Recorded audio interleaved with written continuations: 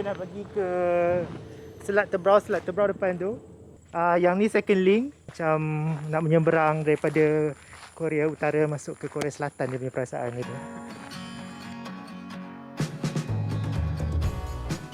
Dikepung pembangunan pesat ditambah dengan kemerosotan alam, nelayan di Selat Tebrau mungkin bakal pupus.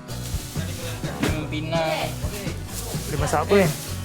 Saya turun ke Selat Tebrau, merasai pengalaman bersama orang kampung yang mungkin menjadi komuniti nelayan terakhir di Tanjung Kupang, Johor.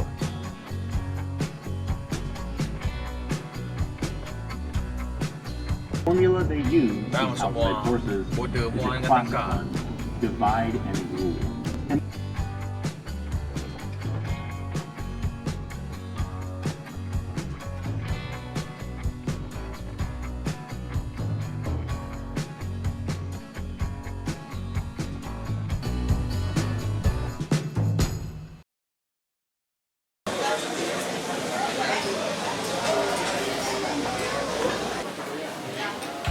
Makan apa? Asam pedas, mi bandung, segala yang boleh.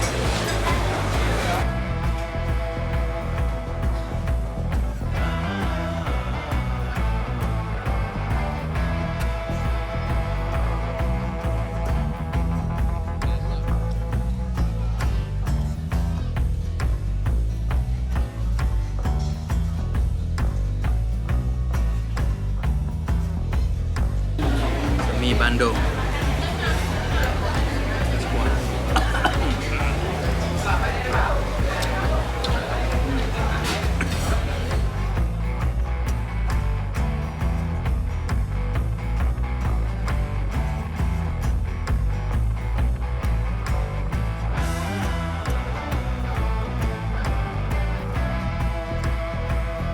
Mampu dah lebih.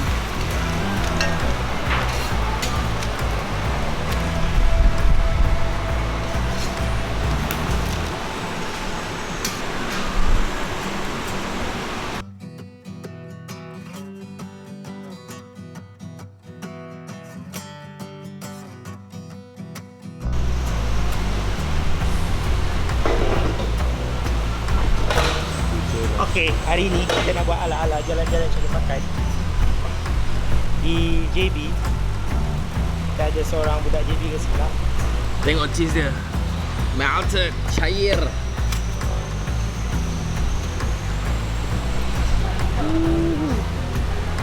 Martabak cheese. Itu apa, ayam kan? Ayam. Kan? Oh,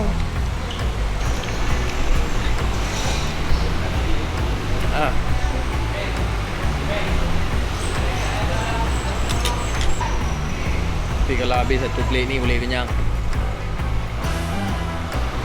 Berapa jam tak makan? Tapi kalau makan time buka puasa mesti sedap. Tapi kena makan hangat-hangat lah.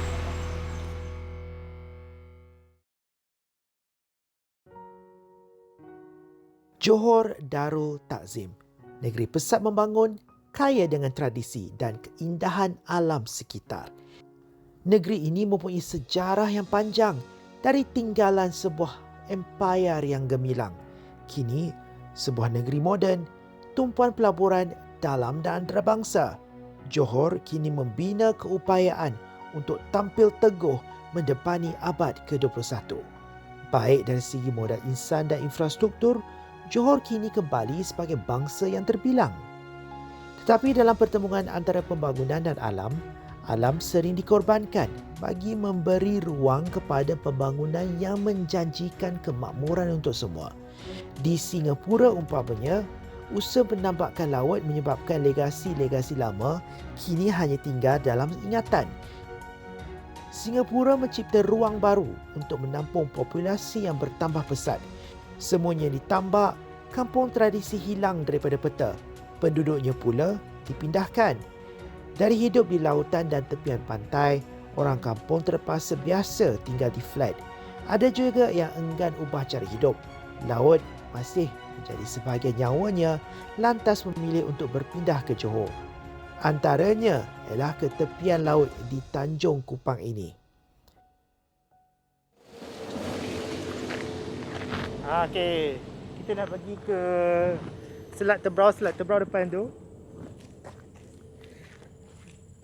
Yang ni second link.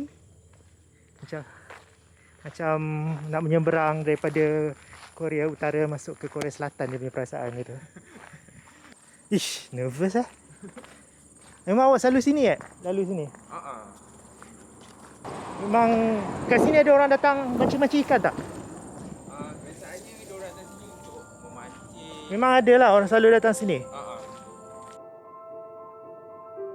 Kampung tradisi ini diapit dengan jambatan second link yang berhubung terus dengan tuas di Singapura, Pelabuhan Tanjung Pelepas, pembangunan Bandaran Iskandar Puteri serta projek ikonik Forest City. Dalam erti kata lain, penduduk kampung di sini terkepung dengan pembangunan.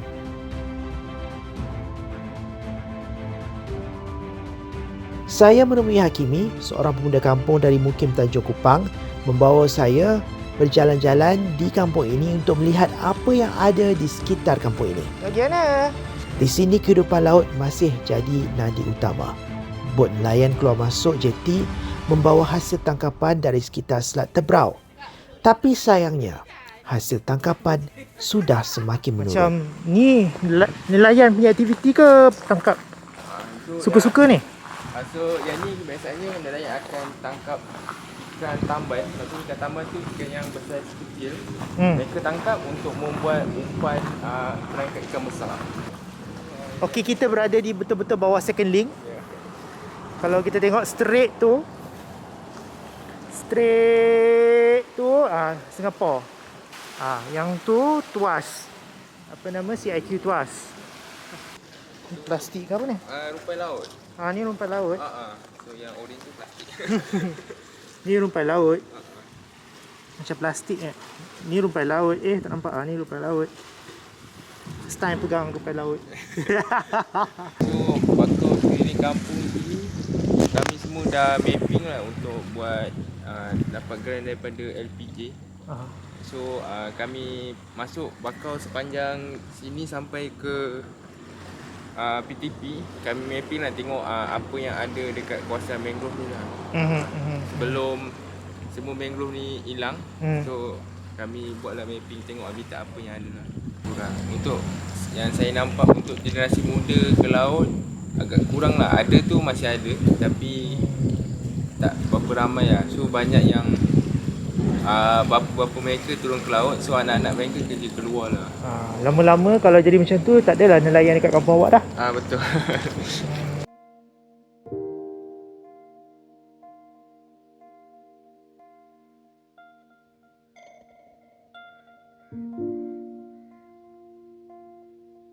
Komuniti di sini kemudiannya menubuhkan kelab alami. Hasrat asal penubuhan kelab ini untuk memberi pendidikan dan kesedaran kepada anak-anak muda tempatan tentang alam sekitar. Akan tetapi, ia berubah sebagai gerakan keusahawanan sosial membantu komuniti nelayan dan keluarga mereka untuk memperoleh rezeki yang sekurang-kurangnya memadai dengan hasil dan titik peluh mereka di laut.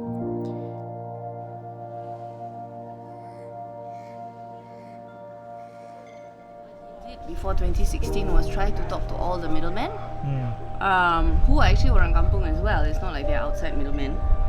And he was trying to get them to increase their prices to the fishermen. Because his logic is, because he's the son of a fisherman, they all come from fishing line. So he knows that it's a fisherman that goes out to sea, that takes the risk, that pays for petrol, that puts in all the hard work, and they come back, and the middleman who sits on shore makes a lot of money out of the fishermen, and the fishermen get peanuts, right? So I mean, when he was growing up, he couldn't eat all the big expensive fish or prawns that the father would sell, because that's what they need. They need cash for it. So he started out, I think in 2015, trying to speak to all the middlemen who are orang kampung for them to raise their prices. But the furthest he could get them to go up was like from 8, 10 ringgit to 11, 12 ringgit. And then he got very frustrated. So then he decided to become a tauke. And then we had funding from Forest City, and we used that capital to start doing the business. But initially he did it in front of his grandfather's house. So behind that one is his grandfather's house. So he was selling on his grandfather's porch. So that was version 1.0. So from then, now he has about 40 fishermen, and he makes sure that they get paid a fair price for their catch. So the profit that we get is maybe 2 to 3 ringgit, at the most 5 per kilo of whether it's fish, prawns or crabs. But that money itself goes into paying for ice. It goes into paying the pakcik nelayans who help to siang ikan, because they come back from laut, sometimes they have less catch, so they help out here, then they get a bit of money. Because he also supports them with boats, boat engines, petrol, repairs, maintenance. So all the money goes into that. And he's managed to bring them together as a community. So I restarted Club Alami in 2008. How do you get involved? I came here to do research on the seagrass. Not research, actually I came to help another NGO with their community project. And then I ended up doing research on the seagrass. But when I was helping that NGO, I ended up teaching, because my friends are teachers here. My friend is a teacher and her brother is a teacher. So they asked me to help teach the environmental club in the sekolah rendah and the sekolah menengah. But then I realised it's very difficult, because when you teach in the school, the students cannot come out, and then the students, you only have like 20 minutes or some silly thing like that. So we ended up setting up Club Alami outside of the school system lah, because there's actually quite a number of schools here. And that way we could get more kids in. So at that point we had about 40 kids. So none is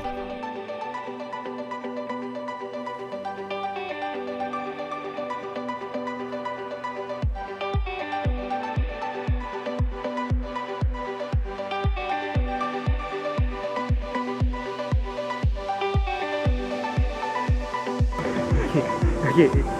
Ini kampung asal, kampung pedas laut. Sekarang ni tinggal 3-4 buah aja. Selebihnya semua dia dah pindah. Sebab setelah pun dia, dulu nenek awak pernah ada rumah macam gini kan? Dekat kampung ni jugalah. Betul, dekat kampung ni juga. Memang best lah dulu. Memang macam kampung nelayan, semua kampung nelayan. So memang best lah. Semua tinggal kenangannya. Saya lebih minat kerja macam ni lah dekat Club Alami lah. So kalau nak dikirakan saya nak lebih cari duit tu, saya boleh je kerja tempatan. Tapi saya suka Club Alami ni, saya kira kerja sambil belajar lah. Saya pun belajar apa yang dekat kampung saya sendiri lah. Tu yang bestnya. Buaya kat so baru-baru ni kecoh sebab ada ramai yang penuh kampung dekat sini jumpa buaya dekat sini. So buaya dekat sini berenang pergi ke Singapura juga. So buaya sini, kawasan Sungai Pendan ni dengan Singapura mungkin berkongsi buaya yang sama. Buaya tu tak payah pakai pasport. Betul. Hati-hati orang Singapura, negara anda pun ada buaya. Buaya liar ya, bukan buaya dalam zoo ya. Kita tidak tahu sampai bila kampung ini boleh bertahan mengekalkan identitinya sebagai sebuah kampung nelayan. Sungguh pun komuniti kampung ini sedang mencuba yang terbaik. Hasil tangkapan yang semakin kurang sudah semakin tidak berbaloi untuk mereka kekal menangkap ikan di pesisir Selat Tebrau ini. Haruskah mereka mencari ikan di laut yang lebih dalam? Atau haruskah ada lebih usaha untuk kembalikan populasi marin di sini? Atau haruskah mereka menyerah sahaja kepada tarikan pembangunan yang menawarkan gaya hidup yang lebih selesa dan masa depan yang lebih terjamin? Apapun, kampung nelayan ini mungkin bakal jadi salah satu lagi tinggalan legasi bangsa Johor. Kau rasa dia boleh pick up tak suara aku? Ke dia pick up kipas-kipas je? Sepatutnya aku rasa mikrofon ni dia direct. Dia bila tembak ke depan tu dia akan dapat pick up audio direct. So whatever you speak in front of the microphone sepatutnya dia pick up. Kau nampak kicking kat situ? Nampak? Channel 1 dan channel 2 dia kicking. So kalau see?